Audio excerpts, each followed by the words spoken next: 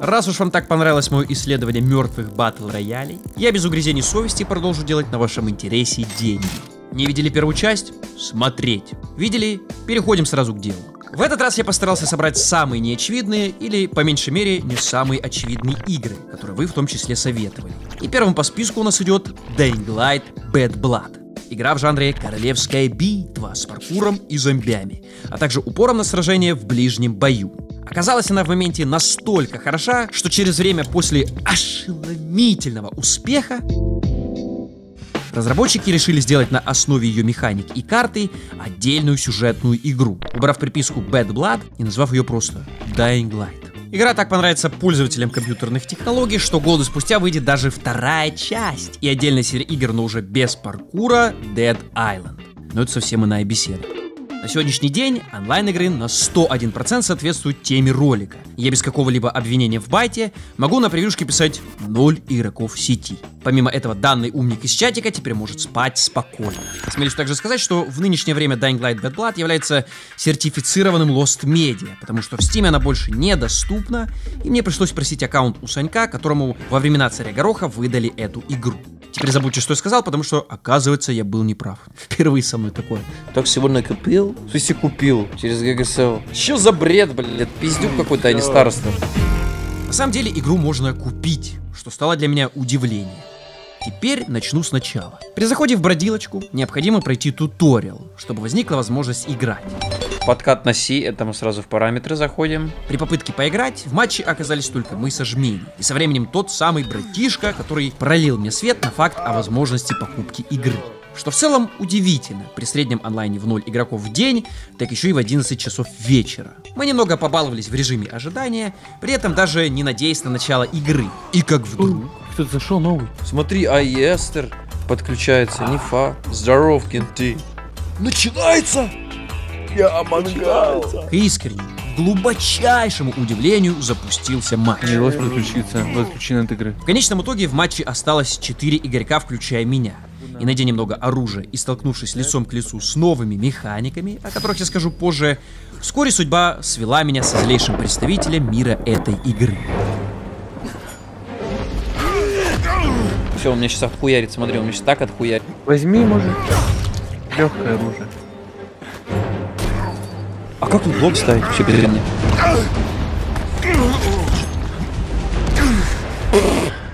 Отныне и во веки веков никто со всего мира добровольно не подключится к этой игре. Посему время разыграть карту ютубера и созвать дорогих подписчиков из Телеграма, ссылка на которую находится в закрепленном комментарии. С целью воссоздать атмосферу живой игры в момент ее выхода и, поиграв, дать ей объективную оценку. Тут уже 8 людей. Сейчас меня отключит. Пожалуйста, подождите. Ну, вы отключены от игры. Найс. Ну ладно, я попробую так сыграть, но я один.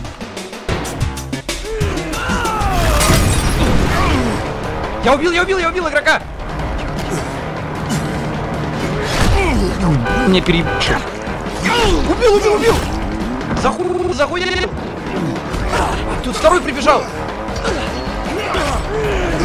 Блин, сейчас сдохну! Давай, сука, хилься! Сука, поднимай ты, Антон!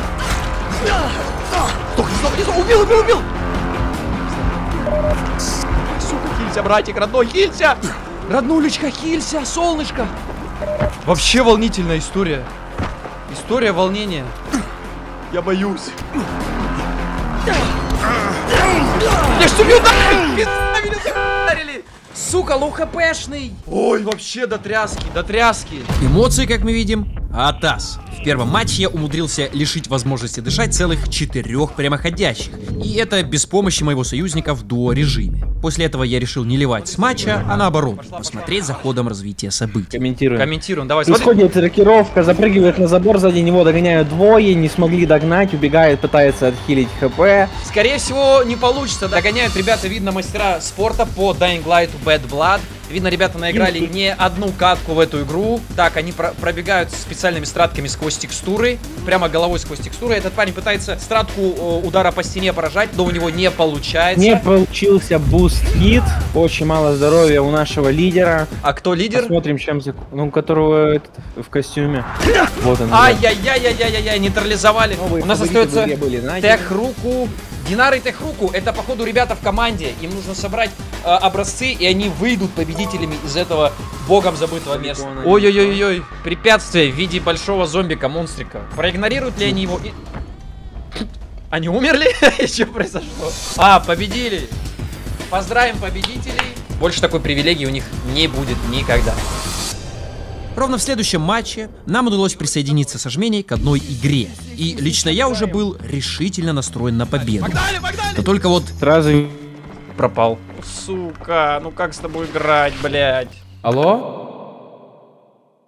Ну я... С подавленным духом продолжил свой самурайский путь, умудрившись даже убить Громилу и собрав большое гнездо, о котором я скажу через минуточку.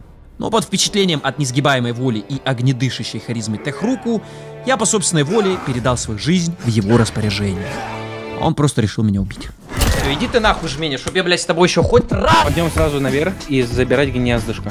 Давай. Гнездышки — это ключевой элемент всей игры, вокруг которого разворачивается весь сыр-бор. Чтобы у игрока была возможность улететь на вертолете, нужно собрать из этих гнезд образцов в общей сложности на 5 уровней. Помимо этого, образцы можно выбивать из поверженных противников и прокачивать свои статы. Болото! Случился у нас даже удивительный момент, когда мы с Евжменем одолели абсолютно всех неприятелей. Улетел, роднуля, улетел! Пикот уже ждал нас на LZ, оставалось лишь добежать до точки эвакуации, и победа в кармане. Но, как вдруг... Быстро! И чё? Жменя решил вылететь. И после чего я с нехваткой 1600 единиц образцов просто-напросто не смог улететь. Зато удалось мне увидать кат-сцену плохой концовки. Ну как так? Как так? Ребят, как так? В этом матче победу никто не одержал. Теперь те самые механики, о которых я грозился молвить 43 минуты назад. В мире можно сыскать улучшения на оружие, которые кладутся в спотбар слева. И держа оружечку в руке, на него можно наколхозить ту самую улучшалочку. Помимо этого можно, а вернее необходимо, лутать полочки, шкафчики и прочие сундучки. Потому что в них нередко необходимо, а вернее можно, найти тоже оружие, аптечки и бусты. Как для героя, так и для оружия. Блядь, у него дробовик! У него дробовик! У него дробовик! Сука! Муха, он меня нокнул. Я не видел, что дробовик. Через такой нелегкий опыт выяснилось, что в игре есть огнестрельное оружие, которое лутается лишь с аирдропов. При приземлении аирдропыча на землю его окружают NPC-человеки. Сразить их на деле не так уж и сложно, если вдвоем, то вообще легко. Из каждого такого дропа стабильно падает одна большая аптека и либо дрободжик, либо пистолет с одним магазином. Есть! По итогу могу сказать, что вопрос касаемо того, почему в эту игру никто не играет, пропал очень быстро. Игра дает невероятно яркие впечатления первые пару часов, а затем просто заканчивается как бутылочка непонятной сладкой газявочки с не менее непонятным вкусом, которая была найдена на дальних нижних рядах полок магазина. В моменте, когда пьешь, вроде очень прикольно, но когда делаешь последний глоток, понимаешь, что больше никогда в жизни ее не купишь. Тут ровным счетом так же. Но от себя замечу, что экспириенс крайне яркий, интересный и нетипичный. Хорошая на самом деле игра, реально, вот... Не знаю, насколько долго в нее можно много играть, но... Мне кажется, уже слегка поднадоело. Так что причина смерти игрулечки очевидна. А сей же час время пропитаться грандиозным контрастом с первой игрой и окунуться в вязкую, густую и лагающую атмосферу первого Сурса. А если конкретнее, то в мод, сделанный неким Гарри. Сомневался ли хоть кто-нибудь, хотя бы на секундочку, что в этом ржавом и пыльном куске кода будет целый режим батл рояля? Люди, знакомые с гмодом, точно нет. А вот всем остальным секундное пояснение. Гаррисмод — это песочница, из которой при желании можно сделать что угодно. Как, например, мы делали целую игру мечты своими руками в роликах, что в подсказке. Да только вот это что угодно зачастую упирается в движок 20-летней давности. Но вот для всех любителей технологий поновее, которые желают, чтобы все работало как часы, направляю ваше пристальное внимание на Zone, как водится, 51 Garnet. Во-первых, это 98%, судя по всему, белая клавиатура. Знаете, это как полноценная клавиатура, только без лишнего места для лишних движений. Минимализм, который позволяет сфокусироваться и при этом не напрягать глаза. Но это еще не все. Клавиатура состоит из шумо- и виброизоляционных слоев и компонентов, в том числе шумопоглощающей пластины и силиконовых накладок. Пластина, силиконовые вставки и стабилизаторы уже смазаны консистентной смазкой. Все это делает нажатие максимально тихим. Даже пробел тут со специальными виброгасящими вставками. Корпус, кстати, из мощнейшего пластика с металлом. Настройка наклона, прорезиненные ножки, все как надо, чтобы клавиатура стояла намертво. Она же для серьезных дел. Ну и свечи. КТТ Silent свечи с полимерными демпферами, которые гасят удары и сверху, и снизу. А главное, система Hot Swap. Надоел свич, взял съемник, вытащил, поставил новый. Все просто. RGB подсветочка. Тут целый набор режимов, который можно кастомизировать через фирменное ПО. И, конечно же, подключение. Качественный кабель USB-A на USB-C, да еще и в плотной оплетке. Так что, ребят, кто игроманчик, кто хочет хорошую клавиатуру, ссылочка будет в описании на Zone 51 Garnet. Для того, чтобы придать себе игре, нужно всего лишь подписаться на этот и 2 сопутствующих аддона. Ну и, конечно же, найти людей, кто будет играть в этот кусок покинутый всеми режим. Но, как мы помним, у меня имеется возможность призывать бойцов. А поэтому первым делом я создал игру на 16 человек, уже предвкушая нереальные лаги от такого количества людей. Все, народу залетело, я мангал. Походу лимиту сразу достигли. Но на удивление, игра продолжала работать стабильно, и я запустил матч. Оуе! Ребяточки, здравствуйте, дорогие! Лечу к Машоне. В этот раз, к слову, мы играли каждый сам за себя.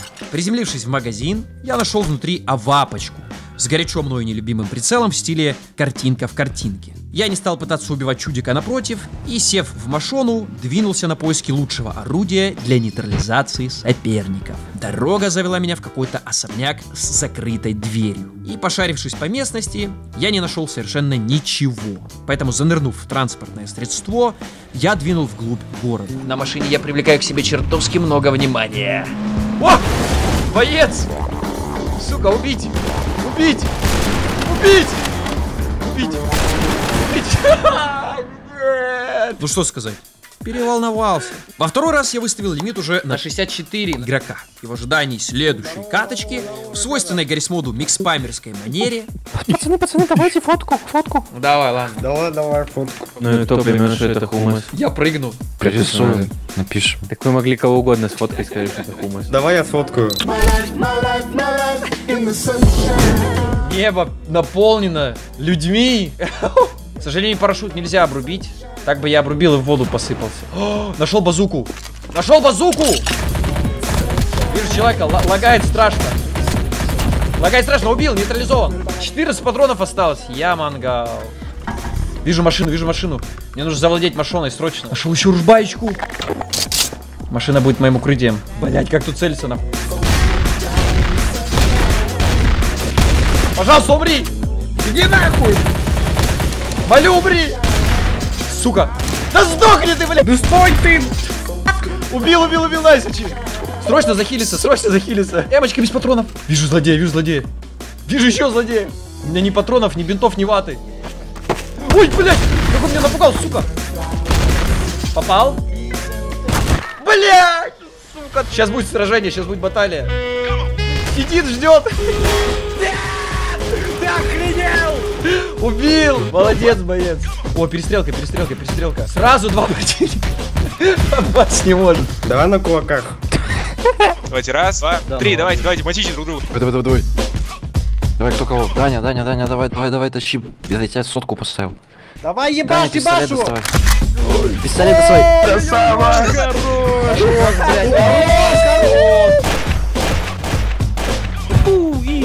По итогу справедливость взяла верх, и Жменя забрал победу. А теперь, если у вас возник вопрос, а где же зона, то знайте, она есть, просто ее не видно. В связи с тем, что данный аддон вышел в 2016 году, а это уже 12 лет назад, компьютерных мощностей тех времен не хватало на то, чтобы держать запущенным Гаррисмод, так еще и рендерить опасную зону. И, видимо, по этой причине автор решил сжалиться над игроками, разделив территорию карты на прямоугольники. Спустя какое-то время после высадки часть прямоугольников становится зеленой, что означает безопасную зону. Все остальные части обозначают зону, соответственно, опасную. И находясь в ней, человечек начинает кашлять, получая урон. Провести заключительную игру в этом воодушевляющем на жизнь режиме я предложил таким образом. Нажимайте таб от Ксинг до Разрушителя Йобил. Пускай это будут контрики. А все, кто ниже, становятся териками. Все, так чтобы по чесноку было. Приземлившись с рожмений на военную базу, я еле нашел себе УЗИшку. И мы с трудом приземлили одного из териков. Хана копченому. У него патроны кончились. Все, я убил. И пока мы с Евжмением отстаивали солдафонскую честь... Это не ты! Извините. Помоги, бля! Вот, ну, все. Остальная часть наших союзников была занята более важными делами. Привет, привет. У меня нет пушек вообще нет.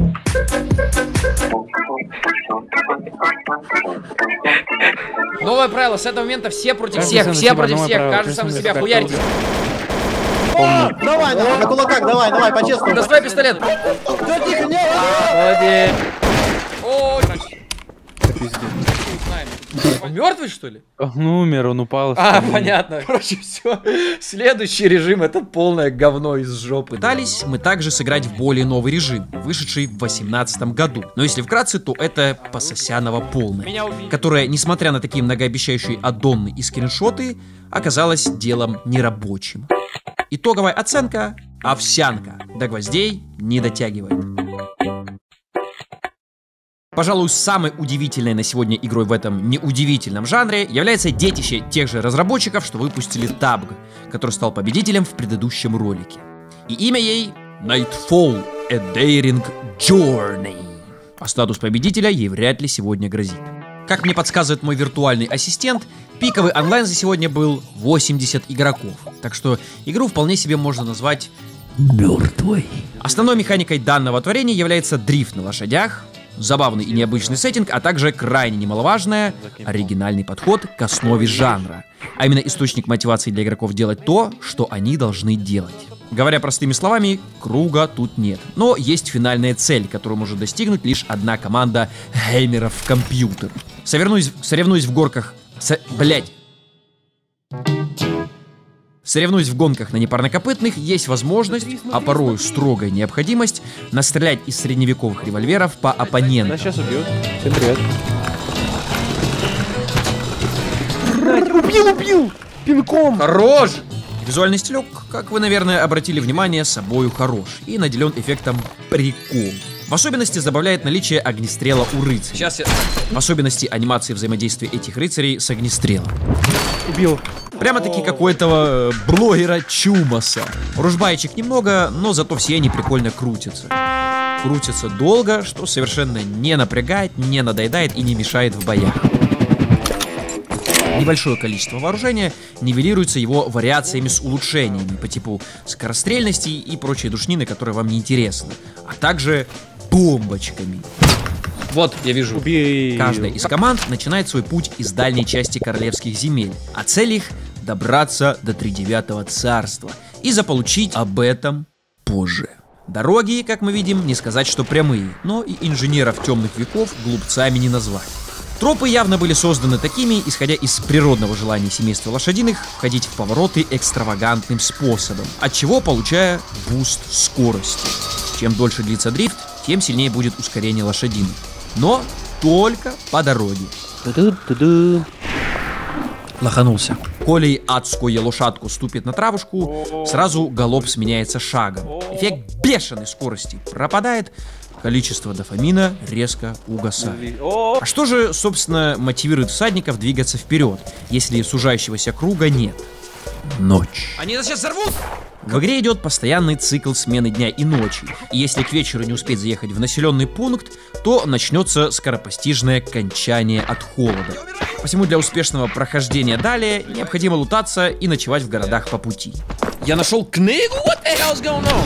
Какая же игра, блядь, громкая, сука. Как вы понимаете, пути переплетены таким образом, чтобы разные команды примерно в одно время оказывались в городе. Вот, я вижу. Убил. Хорошо. Убил. Я его как профи разобрал. Я бегу за этим призрачным. Чего не может... Поднимает убить его. твой этот. Как же я их жестко затроллил. Я сейчас сгину. Я сгину. Я... Как Попал забраться два разочка. на него? Убита. Сделай. Да. Убита! Ой, Ну, хорош. дружище, ну куда? Посреди улицы тебя поднимаешь, что мне сейчас одним выстрелом. Что Да тут никого же нет. Даем тебе иммунитет на 2 оскорбления ближайшие. матершинных? Вообще. Добравшись до королевства Тридесятого, первым делом предстоит сравнять с землей всех прибывших туда представителей других команд. Рыцарь, меня убили! Нет, я живой! Сохраняй. Меня Мне нужно убили. хэпич. У меня, посмотри, сколько у меня хэпичей. Это призрак, это призрак! Он настоящий. Призрак, сука! Получается, это у нас с сэром жменей далеко не всегда, но были и более удачные случаи. Давай, Смотри, работай. пытается взять. Ногами. О, убит. Пушку взял. Помоги. Хилыч. Не давай Поднял, руку, дружище, давай. поднял его. Убит злодей. Хорошо, достойно. Есть, сработал. Убит. Вот здесь. Вижу. Сработано. Ай, граната. Меня сквозь текстуры выкинуло. После более удачного случая можно двинуть за тем самым об этом позже, которым является... Ой, спасибо, тут так мило. Никакого гомогейства, всего лишь благоразумное добро и мужественный позитив. Даже не по сути, а по факту, это вся игра. Я понимаю, что жанр Battle Royale в целом не может похвастаться оригинальностью и разнообразием, но здесь вся генерация игровых сценариев сводится к минимуму, потому что каждый раз ты едешь по заранее выверенному пути, и все ситуации происходят в основном либо в городах, либо в замках, в редких случаях во время поездок. Убита, Тарантино. Ну куда ты лезешь, дружище? Иди хуйню свою снимай. На часок-другой сыграть во что-то бесплатное и необычное с кентавриком идеально, но не более того. Нас хватило на 1,5 часа. А вот следующая игрулечка, про которую я вам сейчас скажу, наделена большим онлайном, и поиск игровой сессии всегда обернется успехом. Речь идет, конечно же, о Мире кораблей. Мир кораблей — это игра питерской студии Леста Игры, где вы сможете сразиться на знаменитых военных кораблях из разных стран и эпох. В вашем распоряжении сотни детально проработанных стальных гигантов с уникальным стилем игры. Здесь и маневренные эсминцы с мощными торпедами, и универсальные крейсеры для поддержки, и огромные линкоры с крупнокалиберными пушками, а также авианосцы с эскадрильями самолетов и подводные лодки, которые скрытно атакуют врага. Кроме реалистичных кораблей, игра радует красивыми морскими пейзажами, динамической погодой и отличной графикой. Мир кораблей хорошо оптимизирован и идет даже на слабых ноутбуках. Футуриада 1987. Крутой ивент в честь дня рождения игры. Уже сейчас вас ждут различные активности, среди которых бонусы за боевые успехи и новая коллекция. А главное, это соревнования, где каждый может испытать свои навыки, а также выиграть ценные призы. Вас ждут испытания. Выполняйте задания, получайте медали. Чем больше медалей, тем больше шансов победить. Прогресс легко отслеживается на сайте игры, а собранные медали дадут шанс побороться за крутые призы, включая мощный игровой ноутбук. Активируй код SUPERSTART2024 при регистрации и получай 60 дней премиума, премиум корабль 8 уровня, 10 суперконтейнеров и бонусы на 16 000 рублей. Ссылка в описании. А теперь всем любителям самой лучшей игры на планете просьба не волноваться. Игра, про которую нельзя говорить плохо даже в шуточной форме, PUBG.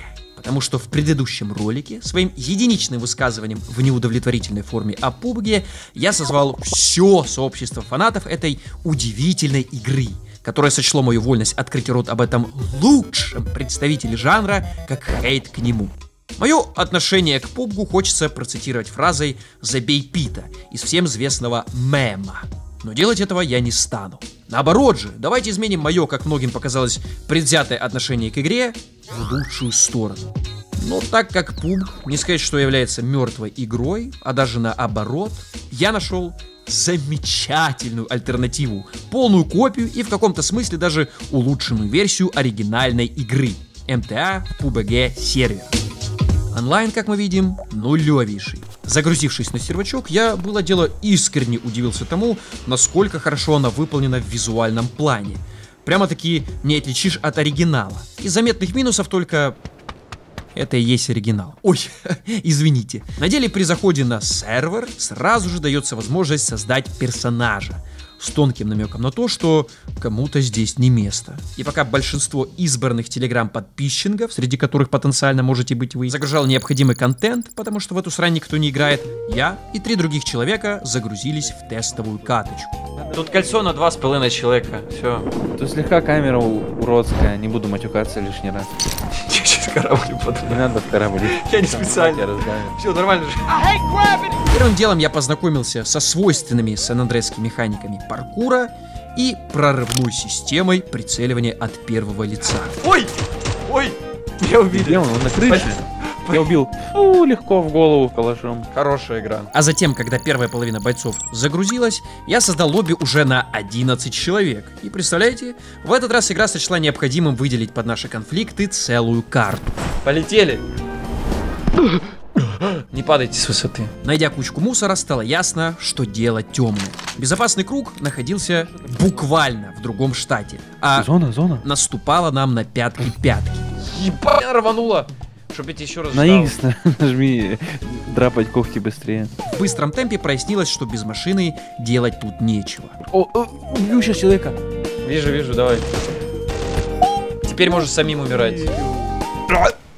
Ну что ж ты будешь делать? Удачи тем, кто остался. Шучу, никакой неудачи. Да выходите все. Уже на следующее игрище набралось нас 15 человек. И во время высадки Жменя просто хотел поиграть. Но доля сыграла не в его пользу. И его... Заспаунило возле типа какого-то. Меня на спауне заспаунило. Вот, я могу метку, наверное, поставить. Тут такая долгое падение с парашюта. Судьба разделила нас со Жменей, но это совершенно не повод сдаваться. В болезненной попытке налутать вещей с этого места...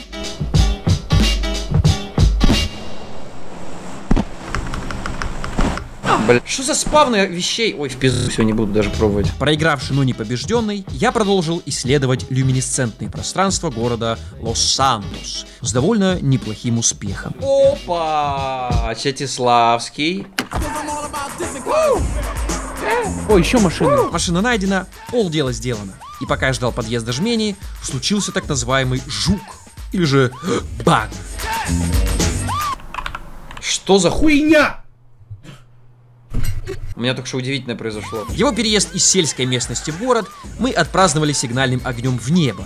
И в подарок получили грузик с ценными вещами. Изрядно подлутавшись, отправились мы в безопасную зону, что в Лас-Вентурасе. И по пути нами было обнаружено мифическое существо, схоже имеющее с человеком в горах Сан-Андресского края. Можете называть меня безумцем, но я считаю, что это все-таки был человек.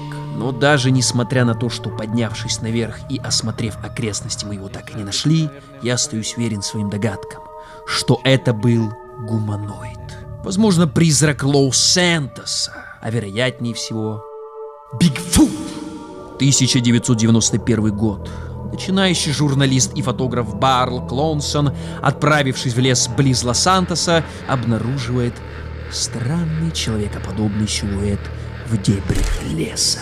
Очарованный любопытством Барл предпринимает робкую попытку пойти на сближение. Подбираясь все ближе, сердце молодого журналиста начинает словно бы вырываться из груди. О! Вот машина. Едем. Стреляй. Вот хорошо. Убил? Да, разобрал.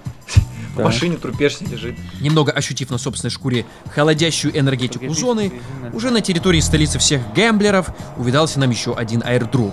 Задыхаясь от жадности, мы рванули его объедать. А чё она не упала? Стой. Подожди, вот смотри. Держи тут 3-й броник, аптека. Я уже захилюсь аптекой. По мне стреляют. Прикрывай, хилюсь. Он на территории домика. Стреляю. Попадает по мне, гад. Не знаю, попадаю ли я. Убито! Прикрывай работягу.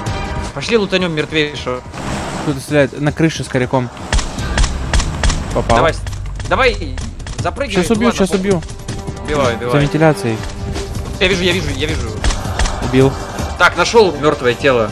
Скороводка тут возьми. Так, я пойду Верховного туда слутаю. Надо прилечь. Ненадолго. Ай, по мне кумарят! Дядька, помоги, Я бегу. родной! Где, Давай, на родной, крыше? помогай! Нет. Да, сука, я застрял! Вот там. Да я... Блять. Чем ты по крыше прыгаешь, Dying Light Я паркур? лутал. Придав свое бренное тело Атхилу, мы решительно направились забирать победу. Напротив нас, вот здесь. Наверху? Убил. Блять, убил? Хорош. Где? На базу.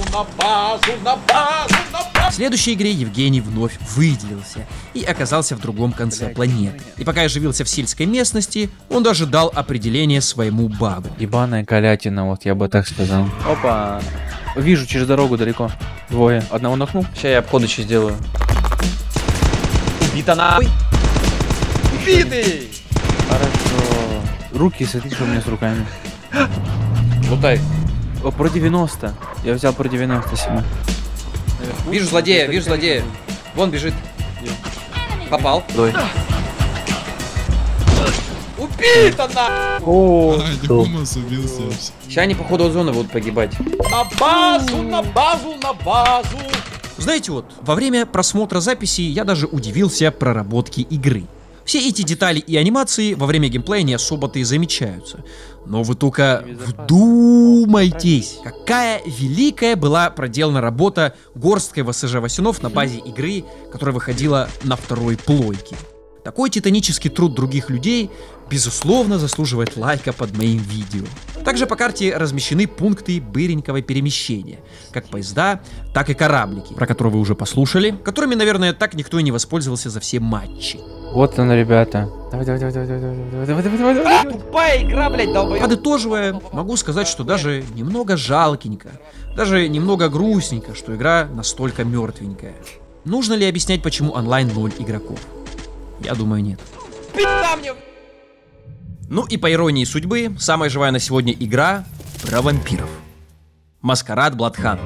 Довольно много комментариев о ней я увидал в посвященной им секции, поэтому сыграть в бродилку-бегалку обязаны. 500 человек онлайн! Только вот в поиске игровой сессии это не очень помогает. Но не суть. На первый взгляд мне показалось, что в игре нужно будет очень долго разбираться с такой-то кучей персонажей, какими-то квестами, невыносимо нагруженным интерфейсом и, следовательно, рассказывать о ней полчаса. Но на деле не так страшен черт, как его рисуют девочки на DeviantArt. При первом заходе в игру строго-настрого может показаться, что выбор персонажа — это как татуировка. Раз — и до конца жизни с угарным мемасом на теле. Поэтому, подойдя ответственно к вопросу, я выбирал персонажа исключительно из того, как круто он выглядит. Из 9 классов 2 чернокожих, 4 азиатки, 1 белая женщина, зомбик и целый 1 белый мужчина. Самая ярая hell yeah энергетика исходила от персонажа класса Горилла. Ой! Громилла! Но по итогу тут есть персонализация, и вообще внешность класса можно настроить как душе угодно. Что это? Теперь сам геймплей. Не поверите, сыграв каточку, захотелось еще. Пускай я и провел первое игрище, совершенно ничего не соображая, Меня акула съела!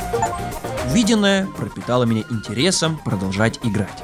Во-первых, первое, что в первую очередь бросается в глаза, это удивительная энергетика прототипа и Infamous, исходящая от местного мувмента. Даже немного удивительно, что ли, в Battle Royale игре быть Алексом Мерсером, в моем случае Джеймсом Хеллером, который делает двойные прыжки в полете и бегает по стенам, так еще и с ружбаечкой в руках. Для более продуктивного отстрела других упырей игра рекомендует сосать. Очень смешная шутка в контексте игры про вампиров, не вставить ее я не мог. Сосать кровь NPC-жителей. Используя спецспособность вампирского глаза, по городу можно обнаружить обладателей особой крови. Меланхоликов, холериков, сангвиников, флегматиков. Каждый посос такого чудика дает треть заполнения круга одной из 4 пассивных способностей. Ой, подождите, у нас тут перестрелка. Кто и откуда, не понимаю. Нам наверх надо. Го наверх. Ой! Наверх. Вот тут впритык. Да они куда-то их смываются. Вот, с пулемет. Вот, двое. Одного нокнул. Быстрей сюда, придите. Он его поднимает. Вот, справа, вот тут встал. Убивай. Сзади. Вот. Да вот он сзади. Сзади, он везде здесь. Вон. Вон он. Ресишь? Тебя-то? Ну, пожалуйста. Сейчас я убью всех. Я сейчас стану сам, можешь не трогать нахуй, иди. Заберите артефакт там золотой. Еще можно посасывать обычных жителей, но только с целью отхила. Игра, напомню, про вампиров. Сосать нужно незаметно, потому что если кто-то увидит, как вы сосете на улице, человеки сразу поднимут тревогу, и вы будете обнаруженным на 40 секунд. Также поверженных противников лучше всего не убивать, как мы делали это на первых порах, а хватать и выпивать все красное из них. Но не вино. Это тоже дает случайный резонанс с кровью. Очень еще понравилось, как сужается зона. Это не просто круг, а каждый раз какая-то случайная форма. В одной из игр финальная зона сошлась прямо на башню церкви, где мы оставались вдвоем. Алло, алло. Санек, у меня тут сейчас каточка, 3 человека живых осталось. Не могу встать, сейчас я подожди. Чуть-чуть. Секундочку, сейчас. Он от зоны умер, походу. По всему городу набросаны посты с охотниками на вампиров. Или хрен знает, кто они такие, но это NPC-шники в крутой броне и с оружием. Убивая их, можно слутать конкретных ценных вещичек. Так что в целом эти места злачные, и трансильванский народ сбегается к ним как на горячие пирожки. С кровью. Моей обязанностью является упомянуть о способностях потомков Дракулы. Ведь не зря игра в самом начале дает сделать выбор. Из 2 чернокожих, 4 азиаток, белой женщины, зомбика и целого одного белого мужчины. Способности действительно есть, но как-то не особо заметно они используются компьютерщиками во время игры. Хотя если почитать описание героев, то все они очень разительно друг от друга отличаются. И заметить их, ну точно должен был. Я, честно сказать, сыграл за нескольких персонажей и сам довольно редко использовал их навыки, кроме разве что постоянного спама парящего прыжка. Безусловно, может быть, более опытные игроки пользуются ими, но вероятнее всего они играют только по ночам. Вот, сука, вурдалаки. Финальным гвоздем в гроб этой игры будет факт того, что в эту занимательную хрень хочется продолжать играть. Вот что-то цепляет. Стилек игра имеет, несмотря на этот гадостный перегруженный интерфейс. Прикольное лобби ожидания, музяка в клубешнике нереально лобает, но это явно не та игра, в которой я проведу условных 100 плюс часов. И сейчас, вместо того, чтобы писать этот сценарий и монтировать эту хрень, я бы лучше стрелял кровососом по хедшотам. Но сроки сдачи интеграции поджимают.